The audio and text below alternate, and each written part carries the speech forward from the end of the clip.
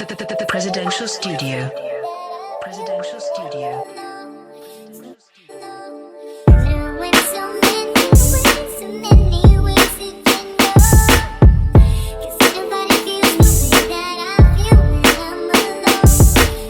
I ain't fighting for what I already have, so peep the moves. You'll see that the majority's mad. Another generation of tunes, I'm born to be that. Quarantine with a toddler, recording these tracks. Dropped out of discussions and suddenly I'm the best. Keep the family good with no luxury to flash, yeah. Live your greatest, but keep it on a humble. War right in front of us, and speaking from the jungle. Hey, what's up, y'all? Welcome to BarLoop. I'm your host, Nytelife. I'm here with the one of the most wanted producers in all of the Gauntlet, Mr.Consistent himself. He is a triple threat. He is a beat maker producer. He is a rhymer. He is a DJ. He probably will be able to fix shit in your house and build shit for you if you give him an opportunity. He's so multi-talented. And I got Mr. Poe Mack in the building with me this afternoon. What's good, Nytelife, man? Glad to be here on 4BarLoop, man. Same old here, man. Like I'm sitting in the lab. When I tell people I'm underground, I'm literally like under the fucking ground. Like I'm in a basement. Like I call this like the buffet in front of me. Like I can't really get a camera on it, but like I just have just my machine, a basic ass computer, and 3 interfaces. Man, so you doing all of that and you making all that noise and making all these old fly ass projects like that, and that's what you got. That's amazing, man.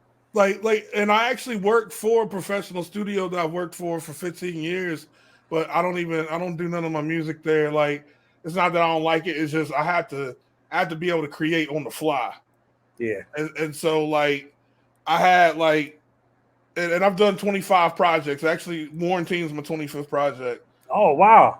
Yeah. Like every project I was in some type of odd setting. Like one I did in my mother's dining room. You know, like on a basic ass laptop with a little M audio interface. It's just all about knowing the room pretty much. Right. Yeah, man. We first started, we had we was on a computer mic, and we had the little Congo line when people was doing verses because we didn't know how to do like punches and all that shit. And so we was just lining up, doing their verse and then stepping off, and then the other person to come on. So dude, yeah, I didn't man. even know what a 4-track recorder was when I started. Like now, like I'm 40. I don't even try to hide my age or nothing. You know, some of these cats 40, like, oh man, I'm 31. No, I'm 40. Nah, man.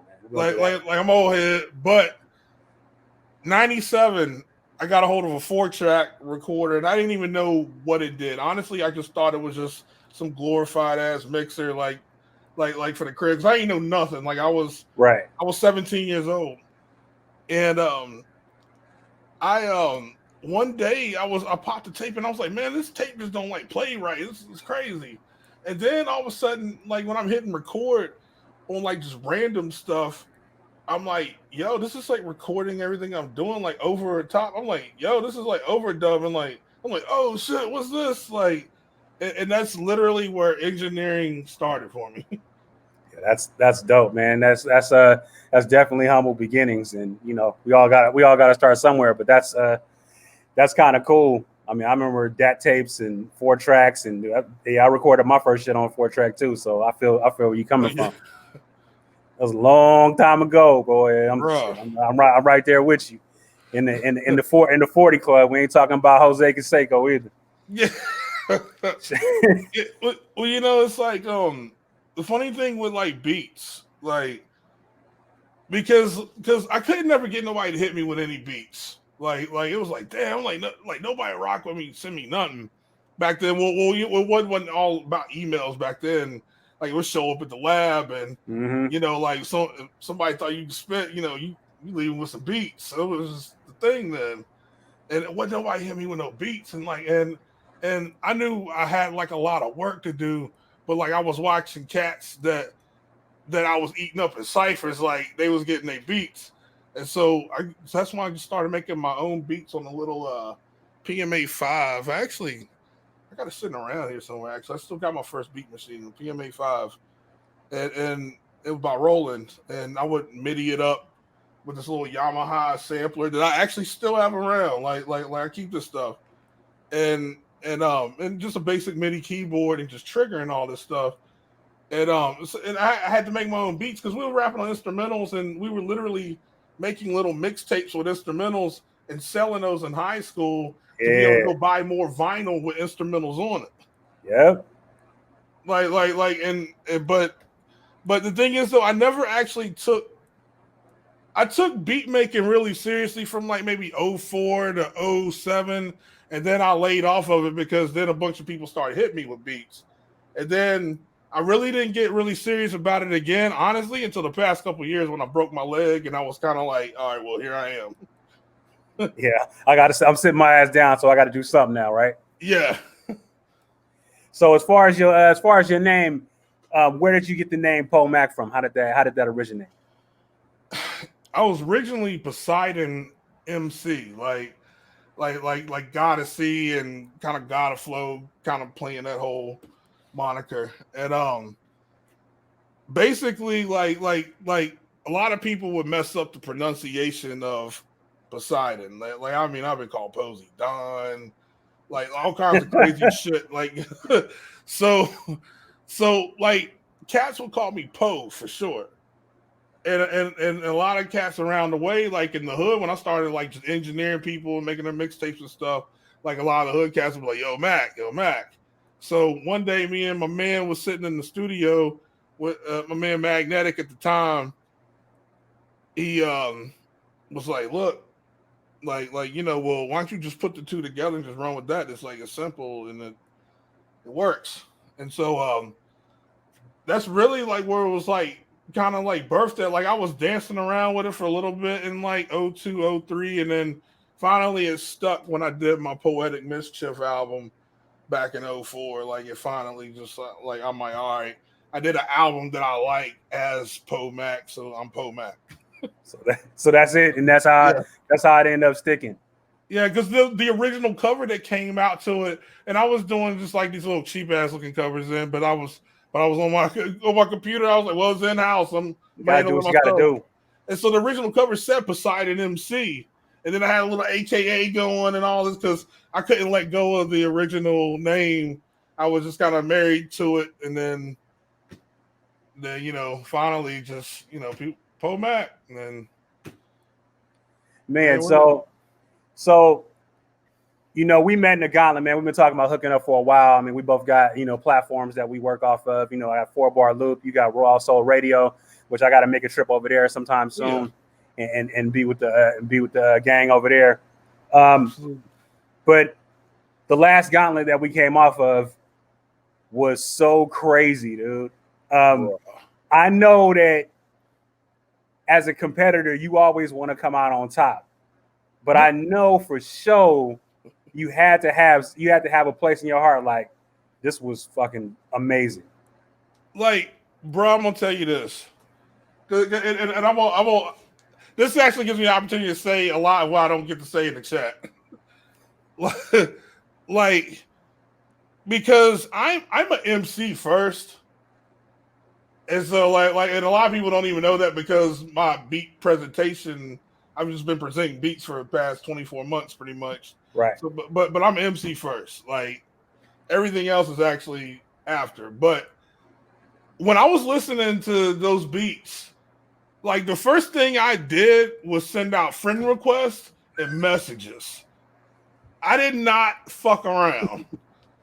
It was not the time. Like I was it was so crazy, dude. Like this is how the whole like thing with Styles Free came about, and I'm sure we'll get to that. But dude, like I'll put it like this: me and Westifer got a project in the works because of it. Me and like I already hollered at Rage about a couple tracks. I hollered at Steve Skyline.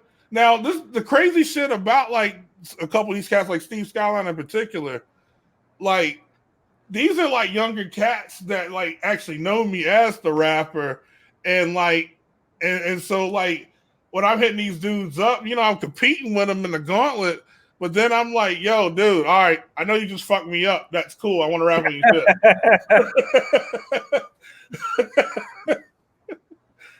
But they know me as the rapper, so it's like, so it's honestly like the connection. Some of the pieces for the connection to be made is existing, and the Gauntlet has been like a cool way of rehashing some stuff. Like I didn't even realize that there was Sandman hosting the battle in Charlottesville until he posted a link to the video, and I was like, oh shit, that was Sandman with the belt. Yeah. And then oh shit, yeah, that was Lynn's. Like, see, now I had met like Griff that was like around them because Griff came and won a beat battle that I hosted at Roanoke before. And so like it was like kind of these loose connections. And then I went and did a festival in Charlottesville before too. But nah, this last Gauntlet, and I'm sorry, I'm all over the place. This last Gauntlet, crazy. Like, bruh. Like I'm talking like I was getting up in the crib just like I don't sit around and freestyle like a whole lot no more like I used to, but it had me like on some whole other ish that night. Like, yeah, man. I wasn't there to host that night. I got caught up at work, but I was still like watching. And when I got in finally, because Scotty Royals had took my place that night to host. So I'm watching and they're like, hey, we need to get you in. I'm like, nah, man, we don't need to. I don't want to cut the stream. Yeah. And it's going so well.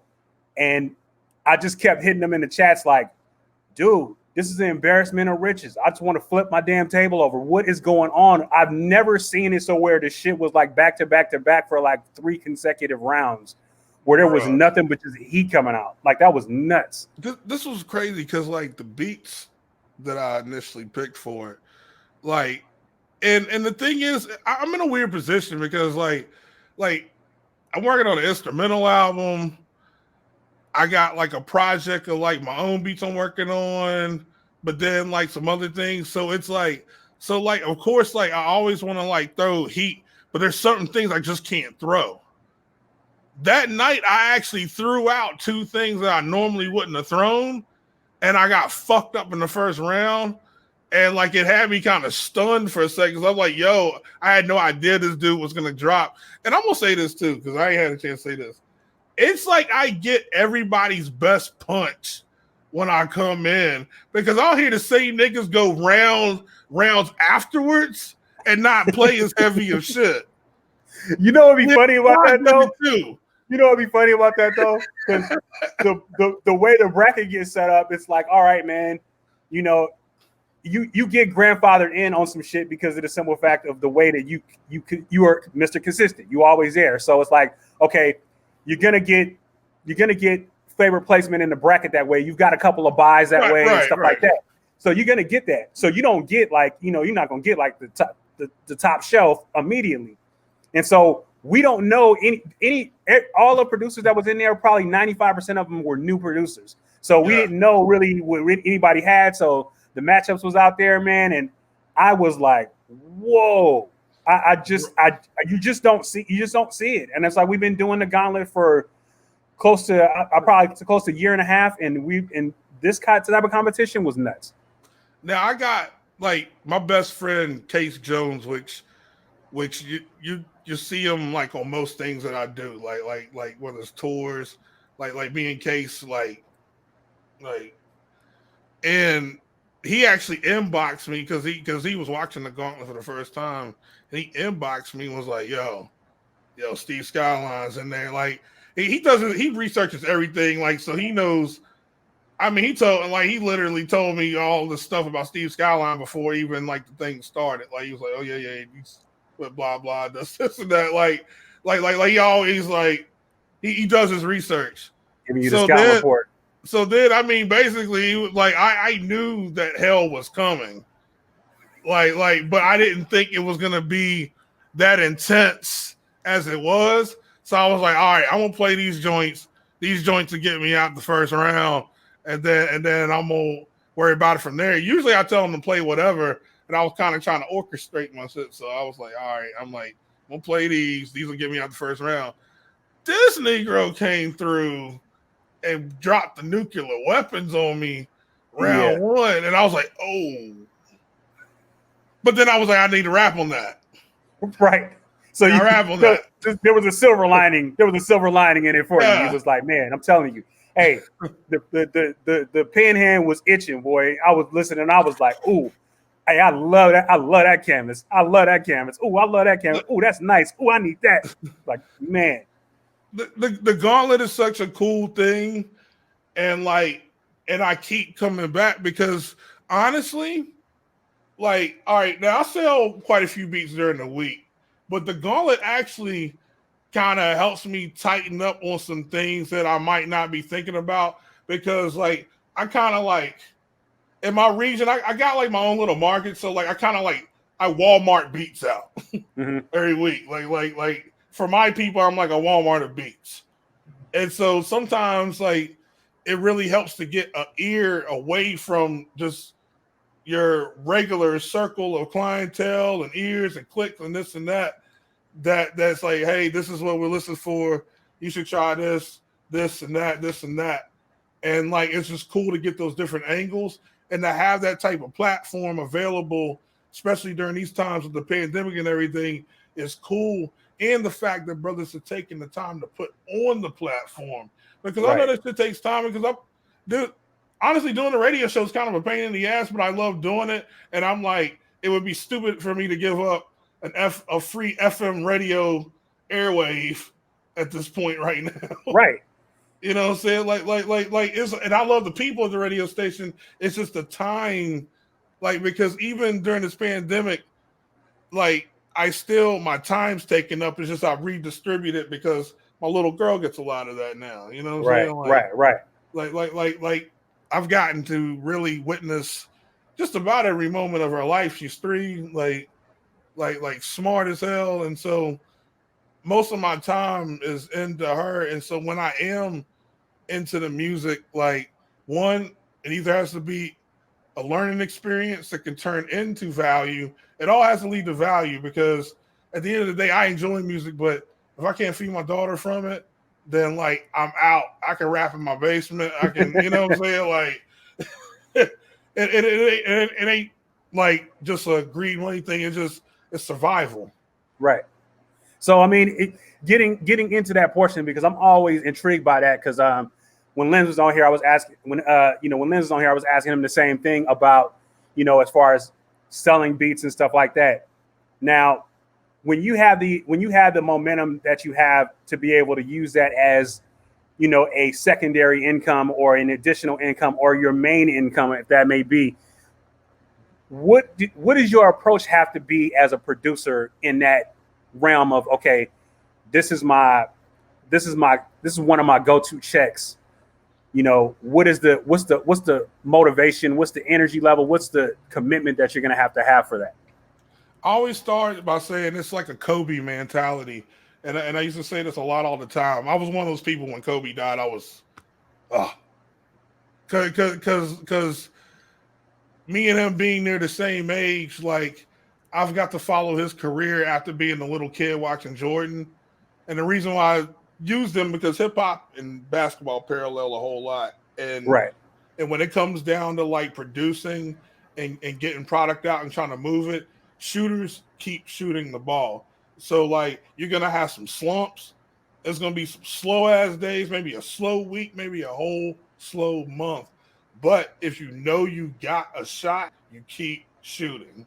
Yeah, that makes so much sense, man. It's like we get into this thing, man, and like there was a meme out there where a dude was sitting there, he was digging, and then he gets to the point where he just quits, and the other cat that's had his back to him is digging, and he gets to the diamonds and all of the riches or whatever, and dude just turning around, the other dude is turning around and walking away.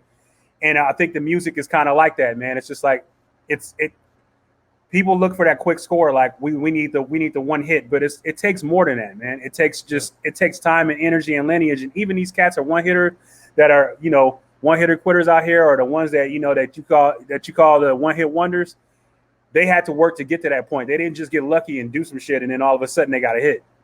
Well, the crazy thing is, is some of the disrespect the one hit wonders actually get, because I was explaining this to a couple people not too long ago that I'm like just because somebody isn't in the mainstream don't mean they still ain't killing it on the underground.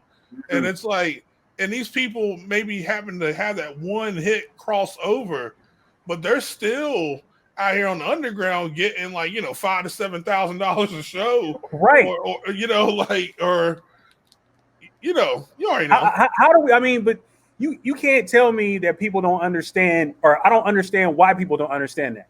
If you go out here and you have a single that sold over a million, if you sold over a million singles, that means over a million people have been exposed to your music. So even if you took a third of that as an actual fan base to follow you along whenever you drop something, you can eat off that. Yeah, and the smart ones stick with it. See, the thing is, because the game really is all about persistence, patience, and consistency. Like, sticking with, like, for example, just on a small scale, using myself as an example, on a way smaller scale, I have a song called "Clap Your Hands," and it's on my All Me Volume One album. Now, "Clap Your Hands" was something I did way, way, way back. It was actually on a joint called Night Music back in '05. I just rehashed the song. Mhm. Now, it was a joint I produced. I had a mandolin player. Actually, the mandolin player is the dude that owns the studio I told you I work for, Flat Five Press and Recording. Anyway, "Clap Your Hands," I got tired of performing the song, but it was like the one song that, like, everywhere I've gone since 2005 has always, no matter what crowd I'm in front of, work. They And go like, up. and the thing is, it's like you have to stick with those jams, of course, make intermingling new ones, but you have, but consistency, man, because lack of consistency is what kills a lot of indie artists. Because people don't, because they don't look like they can figure out themselves. So what the hell the crowd gonna think? If Yeah. your fans look at you and think you confused, then they Nah. You instantly got to know who you are and what you're about, and if they can ride with you. And if you yeah can't get it, if you can't get them to do that for you, man, walk your ass off the stage because you have no business up there. It's yeah. just it's you have to have people that are into what you are doing and want to be there for you specifically for that. That's how you gain a fan base. Yeah. That's why I give people a hard time about like getting super emotional on social media, super emotional to the point where it's just like it's aimless, and like people just have to remember your fans look at everything, because we're in a visual era. Like, it's not the same shit when we was like 20 years old. Like we're in an era where everything is IG, Yeah. Snap, TikTok. Like, it's a whole visual. Facebook Live. Like, good God, I think people's gonna lose their minds when Facebook put out their new thing, and people, oh my God, we're gonna lose live. Right. Right. Because people got so comfortable with Facebook Live.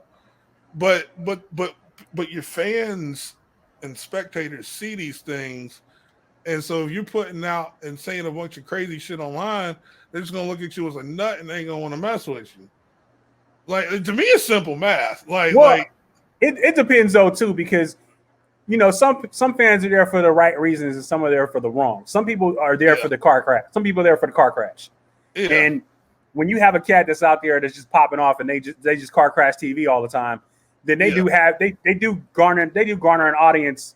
It's not the audience that you want, and it's a quick fix audience. They won't always come to you, yeah, but you still can get it. And I think that's where people kind of misconstrue that shit and end up doing things like that because they think that that's a long-term play. yeah. Now, I will tell you here, and this may hop subjects a little bit. Like now, where I come from, man, I come from a Southwest Virginia, like Appalachian Mountains, like redneck country, like for lack of better terms, Yeah. like it's very conservative. Now, Roanoke itself is like, it's like the liberal city of like 100,000, surrounded by all this conservative, like, around it, like completely.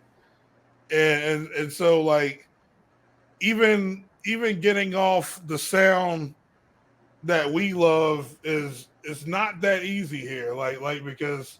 Because I mean you're having to go into like some dives, like like redneck bars, roadhouses, like trying to put together a concert and bringing your people without running their regulars off, which will make them not book you again. Right.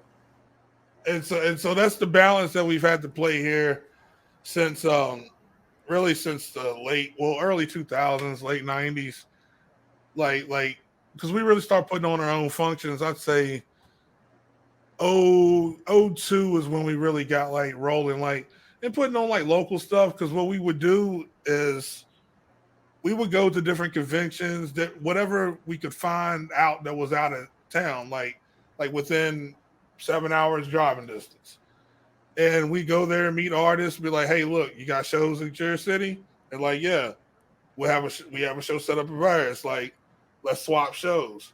We would go do that with about like 5, 6 different entities. Next thing you know it, you got a mini tour rocking, Mm-hmm. and that's really how we got things like going on the tour. And like we did this thing called the Middle East Mike Fest tour back in 2010, and it was like an East Coast tour. We'll cover from like New York to Atlanta, and I actually was on tape. Um, AYP out of Wilmington, North Carolina. It was AYP magazine was doing an interview with me, and I had said on the end of it, he was like, "What's your goal to Middle East Mike Fest?" I said, "Well, to get Knife Wonder's attention because he's one of the biggest names in the Middle East. Yep. Like he's out of Carolina." And long and behold, like maybe 3 months after I said that, he walks in a show that I'm doing, and then 3 months after that, we're on tour together. Nice. And it just happened really, literally, like that. Like it was some in betweens to that, but short story, like I booked Rhapsody before Rhapsody really was like, honestly, for anybody really knew who the hell she was, but like we did regionally, Right. and booked her for a lot cheaper than what she costs now. Right. And booked her, and I booked Mez on the same show for a lot cheaper than he would be now. Yeah. But I put a bunch of like hard hitters from Carolina on the show with them. Honestly, it was a show that a North Carolina head should have came and put on. But I did a lot of business in North Carolina, so like because North Carolina, like hip hop wise, was moving a lot smoother than VA was for me at the time. Right. So I went down to Carolina, short drive, 3 hours, and I put together this show. Me and my man Case Jones, I was telling you about earlier, and a couple other guys we rocked with, we had on the show, and Knife Wonder walked in that show, and like he liked the way it was set up, and was like, hey man, like this was before Jamla was like really like they was just getting their feet wet, and he was like, you know, let's combine some, let's do something. So I was like, well, why don't our next Middle East Mike Fest, the 2011 one, we making a tour and combine sources. And like now for me at the time, like, you know, I'm saying combine sources, but I'm like, dude, you're Ninth Wonder, you are the source. Like right. And the funny thing is, I didn't even think he was gonna even come to the shows. Like I thought he was just gonna send the artists, which was cool with me because at the end of the day I had the away team, Rhapsody, Big Remo when he was with him, Tom Hardy, like I had a solid lineup. Well, I'm sitting there in the studio at Bright Lady in Raleigh, and I'm like, yo, he's like, so you know what you need. So I'm like, at this point, I felt like I'm like, well, I've already played the Joker, and we like I'm good, but what there might be another Joker in the back pocket. So right. I'm like, man, you know, if you could show up at all the shows, you know, maybe hit the tables a little bit, like that would be a good look. I thought like he was gonna maybe turn around and say something crazy. Cause like I'm sitting like in his engineering room, in his lab room, he's sitting there on the Pro Tools, and he's just looking up at the screen. Then he turns around, he was like, bet, I'll be at all the dates.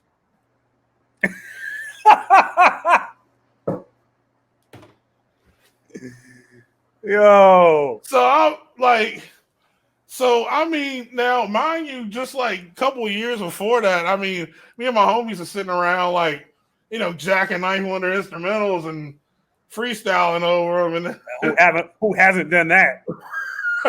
Shit. Yeah, and so now like I'm sitting in the studio with this nigga every week that summer. So I mean, so as far as you around all around these heavy hitters that haven't really hit the cusp of where they are now. So how was you able to play that? Was you without fanning out? Because I know you looked up to that section of artists that was there. So how did you maintain like, hey, I'm Poe Mack? What was crazy is like I got to connect with like Rhapsody on like a peer level. And so that's something that'll always be cool to me, because when I see her now, I'm like I got to make like a peer connection with her at the time. Yeah. And so it's cool to see her where she's going. Like the ninth part of it, because all right, keep in mind in this situation, I'm the artist and I'm the promoter. Right. So I have to like switch these hats on and off. And I have special interests, which is like a third man on the side that nobody gives a shit about except for me. They care about the artist and the promoter because, one, I'm rapping on the shows, and two, I'm making sure these niggas get paid. Right. But that's the whole thing to it, though. And I can't even get into all the specifics of that. It's like not the fact that he did it. It's like the fact of what he did it for, which was love.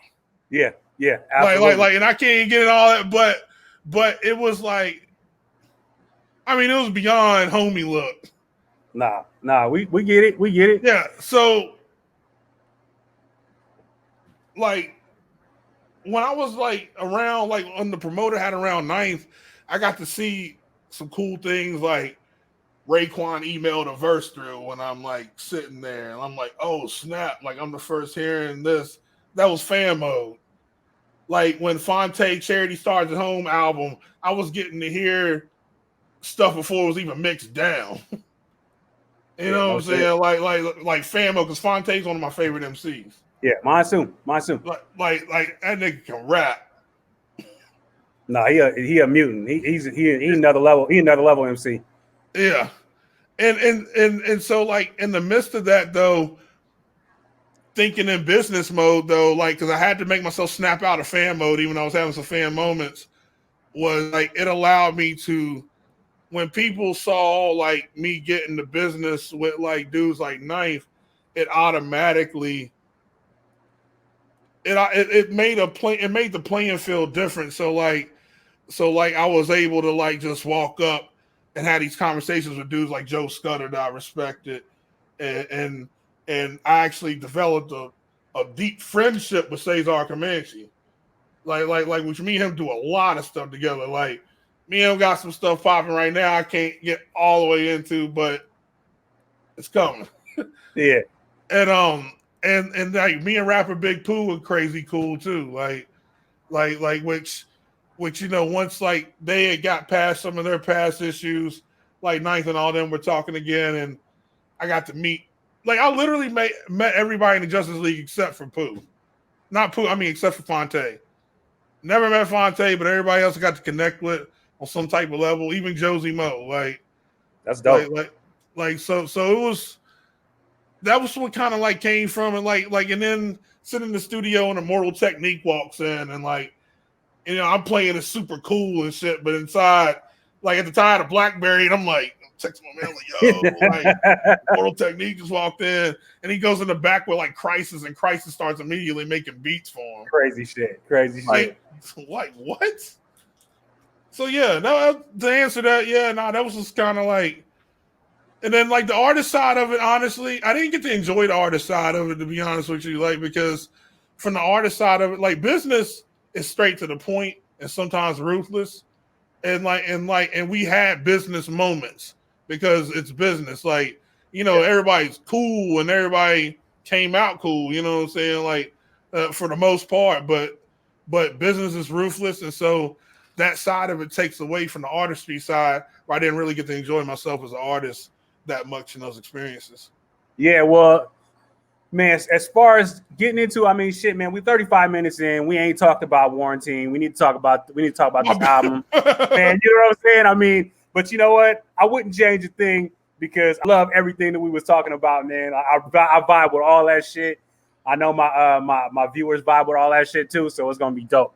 But as far as for WARantine, because the most important thing right now is to be able to touch on you as an artist. How hard was it to step back as, okay, I'm not the producer here, and you're gonna let Mr. Style Friend take over and do a majority of that legwork with that? This is the cool part about it, because one, the pressure's off because I didn't have to worry about producing it. So like, and his beats, see, the thing that I listen for, because honestly, like when I'm in the Gauntlet, I'm more concerned about listening to who's bringing what than I am what I'm playing and how far I go. It's cool that I won one, but like, had I not won any, it wouldn't have bothered me. You know what I'm saying? Like, because I actually come more to hear what's going to happen.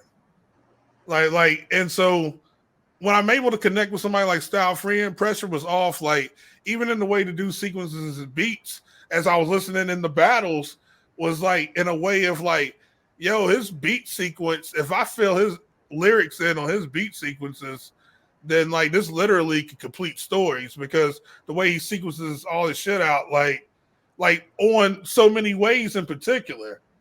That was one of the beats he entered in the battle. Matter of fact, there was a couple joints on your album that I heard on the Gauntlet, and I was like, okay, that makes sense. Yeah, and when I heard so many ways, I was like, I want to rap on that. I plotted on that one first. Like, matter of fact, the night that I hit him up about it, he accidentally sent it in a second time, and he had got called out on it. But, and I was like, yo, that beat is hot though, and I'm glad it played again. So him making that mistake that night was the reason why that started this whole process. You know, the funny thing about So Many Ways, though, man, is that when you listen to that, and I say this all the time as from a writer's perspective, if a beat has a soul, it's a lot easier to vibe and write with it. And that beat has a soul. That hook, what can't you do to that? Yeah. So it's like, you know, you fill in the gaps, just like you said, man. I love that song. Like now, I'm gonna tell you now. Other funny things about Other Side. Other Side kind of snuck its way in at the last minute, because like honestly, like my girl really liked the beat a whole lot, and it made me go back and listen to it again. And I was like, oh, I really can like tell a little Joan on this. And like my writing style's changed a whole lot throughout the years. Like now, like I write some, but then some is just like off the dome. And the Other Side was one of those joints was just straight off the dome. Like, you know, I sat down, got in my zone, got right, and just cut on the mic and was like, boom, boom, couple edits. Yeah. And then just like it was simple to the point. But like WARantine, the first track on it, I went to the notebook and that was pinned to the syllable, you know what I'm saying? So, but WARantine, the song itself was actually the last record I recorded for it. Like the rest of it was done. Like the rest of it I did in a 48-hour period. Nice. But it didn't feel complete. I changed the intro and the outro. Now the intro and the outro I left on the vinyl version. So like if you get the vinyl version, the original intro and outro are on it. But like the original intro and outro, I felt like were actually taken away from the WARantine subject matter itself, because honestly, it was just me flexing off on a couple of his hard ass beats. You know what I'm saying? Right. And I was like, I don't want to dilute this by putting this on the main joint that everybody hears. So I left it as bonus cuts on the hard copies and the records. But when I got a hold of the beat for the beat that I used for the title track, he played that, I believe was an overtime beat for a battle. And I was like, yo, that's it. Because for 2 months, I had been wanting to take the Mobb Deep sample. Like, I've had that hook sitting around in my head for like a couple months at that point. And I was like, I don't know what it was going to go. I won't tell you the original beat I was going to put it on. Remember the beat that I played in the Gauntlet that you was like, man, this sounds like Angry Elephant stomping through. Yeah. It was originally for that beat. I was gonna do it on that beat, but then I was like, to me, in my own opinion, I was like, this beat sounds too hard for me to be talking about some like hard times of social justice on this particular beat. Like, this is a beat for the cypher. Rah rah, get the rah rah 16 on it. There you go. And so when I heard him come through with the one I used for WARantine, I was like, damn, this sounds like Nas's Light. I was like, this is what I'm looking for. Like that Nas's Light type of feel. Now I'm a big Nas fan, I'm one of those people when he's like Jay-Z or Nas. Now I'm gonna tell you, Jay-Z is the most successful MC of all time. But Nas, I'm a Nas guy though. There's a best artist and a best rapper. And that's how you have to split. That's how you have to split the hairs there. You have to give, you know what I'm saying? You have to give the best rapper to Jay, and you have to give the best artist to Nas. And that's how you that's how you win. That's how you win both. Right. that's your tiebreaker.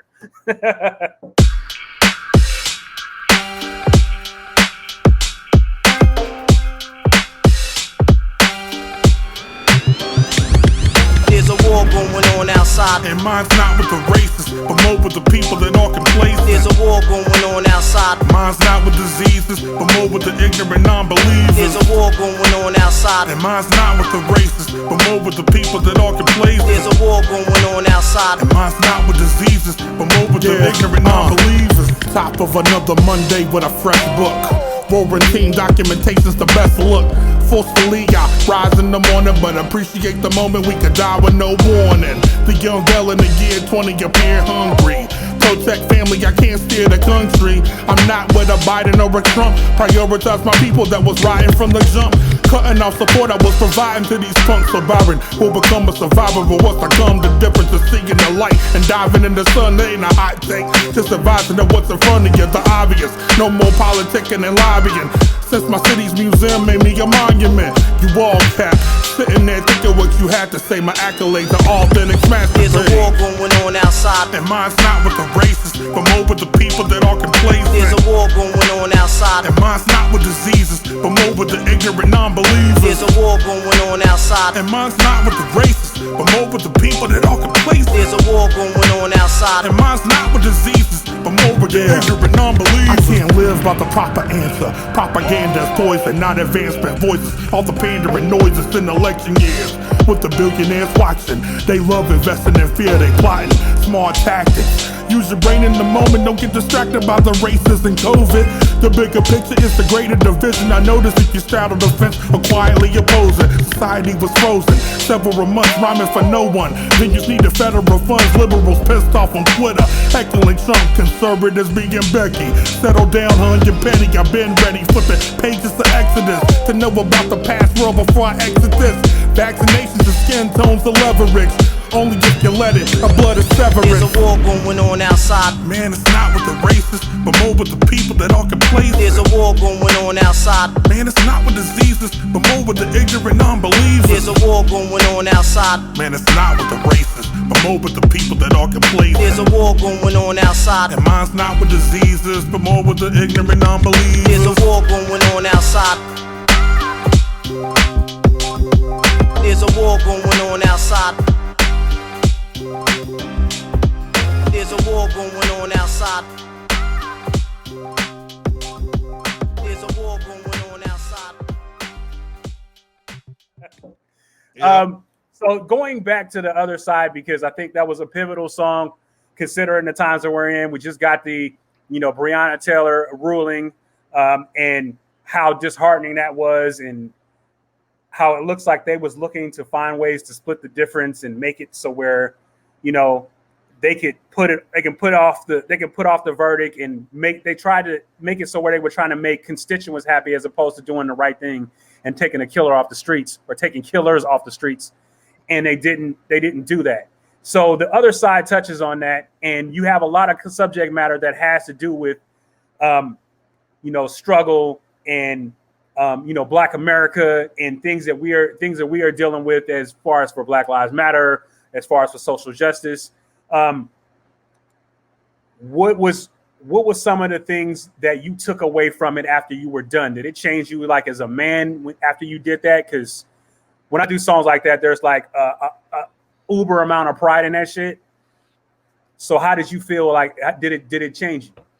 I'm gonna try to make this answer as least complicated as possible, but I'm like, I have like a lot of liberal values and I have just like a touch conservative values. So it's like I'm not as quick to like emotionally react to certain things that like a lot of people like. I feel like a lot of people react out of emotion, and especially even when it comes to like the president, like dude, I'll be first to tell you the president's a piece of shit. Right. But at the same time, the things he does not make me emotionally react because you gotta look beyond it, and a lot of things are set up as distractions for us. Mm-hmm. You know what I'm saying? Like people put us at a racial war to distract us from the only color that they really care about, which is the green, the money. Mm-hmm. But they put us at war with each other down here, the earthlings, the 99% of us motherfuckers. Like, right. Part of my language, but they put us at war as a distraction to take our mind off of getting the piece of the pie. That's why I was talking about on the other side about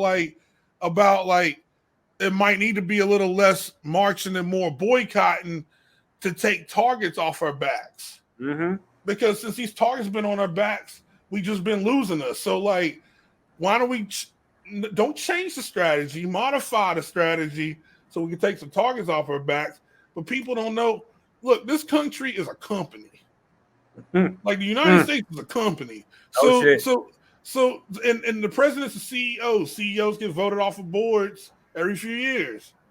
Like, the thing is, the whole point of even saying that is money, capitalism, like the ultimate way to fight the war that exists, the WARantine, the remedy is through capital. Like, and if you boycotting and truly boycotting some shit you don't believe in, then and people do that in unison, that's going to make the ultimate difference, because money is what runs it all, dude. And that's what I'll be trying to tell. That's what I'll be trying to say. Like when I'm on What the Pod and we're doing our podcast for that, that's my main thing. Is like, dude, hold your fucking dollar. Yeah. Just hold your dollar. You have more strength in being able to hold your dollar and control shit than you will going out here flipping over somebody's cars and busting some windows out of shit. That's not gonna do shit. Yeah. And all that shit is insured. First of all, it's insured. So they like, all right, knock yourself out. Go ahead, burn that shit down if you want. We're building that shit back in about 2 years. It'll be cool. Yeah. So it's like those things you got to think of. Everything that you get up, there is a consumable item that you're touching every single day of your life. You're spending money on something that somebody else made. Yeah. As long as you're doing that, and you continue to feed into that, and you putting gas in the tank, and you go into McDonald's and you buying a number 4, and you getting out there and you getting to work, and oh man, you know what? I need to go buy a shirt. I need to go buy a tie. I need to go do this. I need to go do that. Oh, I need to pay for the kids' lunches. Everything that you do as a person, you're spending money on that. Now, just imagine if you stopped, and if it doesn't need to be, it just needs to be a bunch of people at the same time making the concerted decision to stop spending. Yeah. I'm sorry, go ahead. My bad, man. Like, and then like the basics too, because like we got to we have to protect our own better and protecting our own stars with like basics, like our parents told us the do's and the do nots. And like I respect the ambition of the younger generation, but we can't throw the basic do's and do nots out the windows too, because some of that shit is what's getting us killed, and not justifiably killed, of course, but those targets that I'm talking about, like we can hit so hard and not be a target, and become like. The reason why we take these L's is because we're fighting enemies that we can't see. We think we can see them, but we really can't. That's what like the WARantine is about. Like fighting enemies that you can't see. Like we have to become the force that can't be seen. And when I say we covers the people that share these values. Mm-hmm. Yeah, without a doubt, man. All of that makes sense, man. And it's just like, it oozes out of that project, man. And I loved it from beginning to end. I really think that you have something. I know you've been getting some praise. You've been having some press done on you. People that I've turned into that like my music, I've turned that on to them, and they're like, "Whoa, what is this?" And I didn't even know. And you know what I'm saying? And they just they in it. So it's like, that's all community shit, though. You know what I'm saying? We take care of each other when it comes to that. So, yo, big ups to you. Big ups to Tent City. Since I've been around the Gauntlet and I've gotten more educated about your movement, like I love it, like because it looks genuine. You know what I'm saying? Like it's a movement of genuine love, progress, persistence. Like it's thorough. Like, and I mean that to the utmost. I shouted the hell out of y'all out on the radio last week because it's just, and I continue to play multiple songs from Tent City, and send me anything, anytime. Appreciate it, man. Thank you. No doubt, man. Me and you gonna hit these records too, man. Oh yeah, I'm ready, man. I'm ready. I'm still waiting. Once I heard you spit, I was like, all right. Appreciate you, man. It's like I'm excited, man. I'm looking forward to getting on those records with you, man. And just like I said, it's tough to find people that's cut from the same cloth as you to be able to get down with, and I feel like I can get down with you. I mean, I don't have to be on here. We probably can keep this conversation going for another fucking 3-4 hours. Oh yeah, because we got plenty of shit to talk about. But most of all, man, I just want to celebrate this project because I think it's an important project, especially for these times. The content level that you're speaking about, you have veteran savvy as far as how you spitting. We got veterans out here that spit like veterans that's kind of out of touch. Yeah. Like don't know rhyme sequence patterns, nothing. They don't have a pocket anymore. Just completely like I'm looking at people that I look up to, and I'm not even gonna say no names right now because I'm not really trying to. You know what I'm saying? Trying to out me, but damn, man, I'm looking up to cats and they sitting up here doing these weak ass 4-bar sequences and shit, and they just taking hella space in between, and I'm like, it's just lazy. It's lazy. But for you to listen to that technique, rhyme style, straight to the point, just I love that shit. Lyricism, and it's just like, dude, that's my shit. That's my pocket. I love that. That's what's up, man. Hey, and we will meet. We will do a show. Like those things.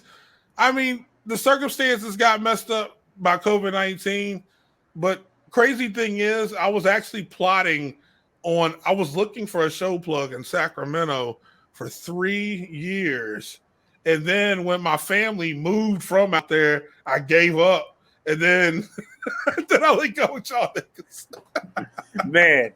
I'm telling you, man, we just you look at this situation, man, and when you try to do things, you need to have like-minded people to be able to get shit done. And I feel like we have a great group to do that.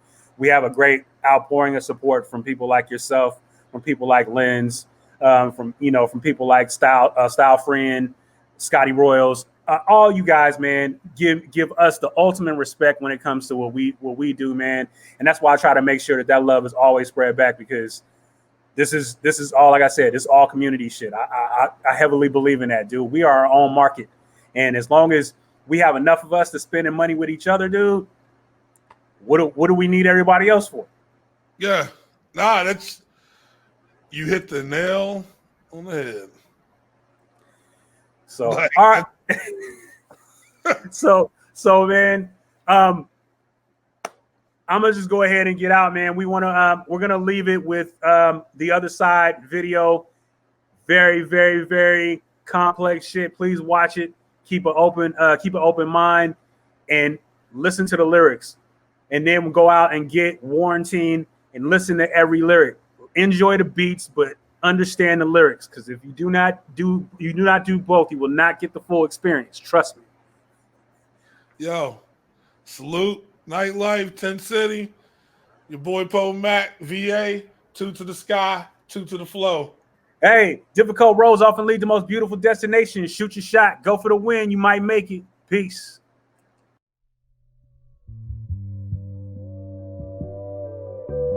The Presidential Studio.